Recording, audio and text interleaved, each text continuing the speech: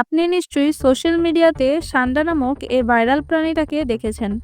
কখনো মরুভূমিতে দৌড়াদৌড়ি করতে, কখনো আবার একদল লোক এটাকে ধরার জন্য ছোটাছুটি করছে। কফিলের ছেলে এবং সান্ডা এই দুটি শব্দ এখন সোশ্যাল মিডিয়াতে খুব ভাইরাল। এই ট্রেন্ডের মূল চরিত্র কফিলের ছেলে আসলে কাল্পনিক বা রসিকতাপূর্ণ চরিত্র, যা কিছু প্রবাসী ব্লগারদের ভিডিওতে উঠে এসেছে। বিশেষ করে সৌদি আরবে কর্মরত প্রবাসী আব্দুল মান্নানের ভিডিওগুলো এই ট্রেন্ডে বড় ভূমিকা রেখেছে। অনেকে আবার গুইসাপকে সান্ডা ভেবে সোজা হাসপাতালে। ভাইরাল এই প্রাণীটির নাম সান্ডা, যার বৈজ্ঞানিক নাম ইউরোমাস্ট্রিক্স। সান্ডা হচ্ছে এক ধরনের স্পেনি টেল লিজার্ড, যেটা মূলত উষ্ণ ও শুষ্ক মরুভূমি এলাকায় পাওয়া যায়, বিশেষ করে সৌদি আরব, ওমান, কাতার, পাকিস্তান, ভারত ও উত্তর আফ্রিকায়। এর শরীর মোটা, চ্যাপ্টা এবং লেজটা কাটার মতো শক্ত, যা দিয়ে তারা আত্মরক্ষা করে। ভাইরাল এই প্রাণীটিকে সবাই সান্ডা বলে ডাকে, কিন্তু এর বৈজ্ঞানিক নাম ইউরোমাস্টিক্স, আর এটি অ্যাগামিডিয়া পরিবারের সদস্য। আরবিতে এটিকে দাব বলে। সান্ডা একেবারে নিরামিষভোজী প্রাণী।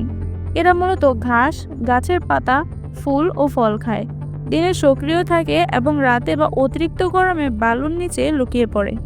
ভারত পাকিস্তানের আয়ুর্বেদ চিকিৎসায় সান্ডার তেল নামে একটি জিনিস প্রচলিত আছে, কিন্তু বৈজ্ঞানিকভাবে এর কার্যকারিতা প্রমাণিত না। ভাইরাল এই সান্ডা সৌদি আরবের খুব জনপ্রিয় খাবার হিসাবে বিবেচিত। এর লেজে বেশি পরিমাণ চর্বি থাকায় নাকি এটি খুব সুস্বাদু। এবার আসি গুরুত্বপূর্ণ প্রশ্নে। ইসলামে সান্ডা খাওয়া হালাল নাকি হারাম? হাদিসে বর্ণিত আছে, একবার সাহাবীরা রাসূল সাল্লাল্লাহু আলাইহি ওয়াসাল্লামের সামনে সান্ডা পরিবেশন করেন।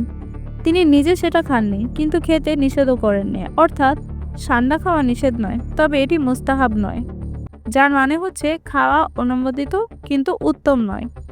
তবে অনেক আলেম বলে, যেহেতু এটি ঘৃণার পাত্র এবং রাসূল সাল্লাল্লাহু আলাইহি ওয়াসাল্লাম নিজে পছন্দ করেননি, তাই না খাওয়াই ভালো।